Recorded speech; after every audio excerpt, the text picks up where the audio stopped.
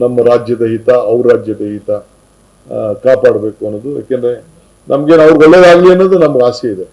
ಅವ್ರಿಗೇನು 177 TMC ಕೊಡಬೇಕು ಅಂತ ಏನು ನಮಗೆ ಸುಪ್ರೀಂ ಕೋರ್ಟ್ ಆದೇಶ ಇದೆ, ಅದರಲ್ಲಿ ಯಾವ ತರದ ಬದಲಾವಣೆ ಕೂಡ ಇಲ್ಲ. ಡಿಸ್ಟ್ರೆಸ್ ಫಾರ್ಮುಲಾ ಏನಿದೆ ಅದರಲ್ಲೂ ಕೂಡ ನಮಗೆ ಯಾವ ತರದ ಬದಲಾವಣೆ ಇಲ್ಲ. ಆದರೆ ಪರಿಸ್ಥಿತಿಯನ್ನ ಅವ್ರಿಗೂ ಕೂಡ ಗಮನಕ್ಕೆ ತರಬೇಕು ಅನ್ನೋದು ನಮ್ಮ ಕರ್ತವ್ಯ ಇದೆ. ಆ ನಿಟ್ಟಿನಲ್ಲಿ ನಾವು ಕೆಲಸವನ್ನ ನಾವು ಮಾಡ್ತೇವೆ. ಸೊ ಅದರಿಂದ ತಮಗೂ ಕೂಡ, ಮಾಧ್ಯಮದವ್ರಿಗೂ ತಮಗೂ ಕೂಡ ನಾನು ರಿಕ್ವೆಸ್ಟ್ ಮಾಡ್ತೀನಿ, ನೀವು ಕೂಡ ರಾಜ್ಯದ ಹಿತಕ್ಕೋಸ್ಕರ ತಾವೆಲ್ಲ ಸಂದರ್ಭದಲ್ಲೂ ಕೂಡ ತಾವು ಸಹಕಾರ ಕೊಟ್ಟಿದ್ದೀರಿ. ಮುಂದಕ್ಕೂ ಕೂಡ ತಮ್ಮ ಸಹಕಾರ ಕೂಡ ಅಪೇಕ್ಷೆಯನ್ನು ಮಾಡಿಕೊಂಡು ನಾವೆಲ್ಲ ಕಾಯ್ತಾ ಇದ್ದೇವೆ. ಸೊ ನಾಳಿದ್ದು ಆಲ್ ಪಾರ್ಟಿ ಮೀಟಿಂಗ್ ಆದಮೇಲೆ, ಮುಂದೆ ಒಂದು ತಳಿಯಾದಂಥ ವಾತಾವರಣ ಆದಮೇಲೆ ನಾನು ಚೀಫ್ ಮಿನಿಸ್ಟರ್ಗೆ ಒಂದು ಟೈಮ್ ಕೊಡಿ ಅಂತ ನಾನು ಅವ್ರಿಗೆ ಬನ್ನಿ ಅಂತ ಹೇಳಿ ನಾನು ರಿಕ್ವೆಸ್ಟ್ ಮಾಡ್ತೀನಿ. So this is the just. ತಮಿಳುನಾಡಿಗೆ ತಮಿಳುನಾಡು ಕೇಂದ್ರ ಸರ್ಕಾರ ಸುಪ್ರೀಂ ಕೋರ್ಟ್ ಮುಂದೆ ಅರ್ಜಿ ಹಾಕೊಂಡ್ರೆ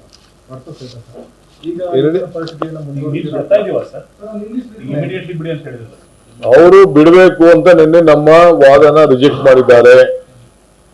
ಮುಂದಕ್ಕೆ ಏನ್ ಮಾಡಬೇಕು ಅಂತ ಆಲ್ ಪಾರ್ಟಿ ಲೀಡರ್ಸ್ ನ ಮೀಟಿಂಗ್ ಕರೆದಿದ್ದೇನೆ. ಫಾರ್ಮರ್ ಚೀಫ್ ಮಿನಿಸ್ಟರ್ಸ್ ಕರೆದಿದ್ದೇವೆ, ನಮ್ಮ ವಿರೋಧ ಪಕ್ಷದ ನಾಯಕರುಗಳನ್ನ ಕೂಡ ಕರೆದಿದ್ದೇವೆ. ಅವರೆಲ್ಲ ಬರ್ತಾರೆ, ಅವ್ರ ಸಲಹೆ ಕೂಡ ಕೇಳ್ತೀವಿ. ಲೀಗಲ್ ಟೀಮ್ ಹೇಳಿದ್ದೇವೆ.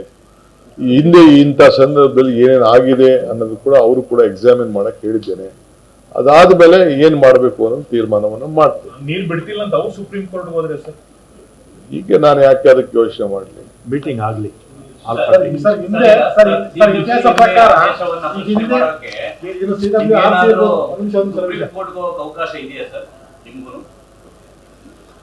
ಈಗ ನಾನು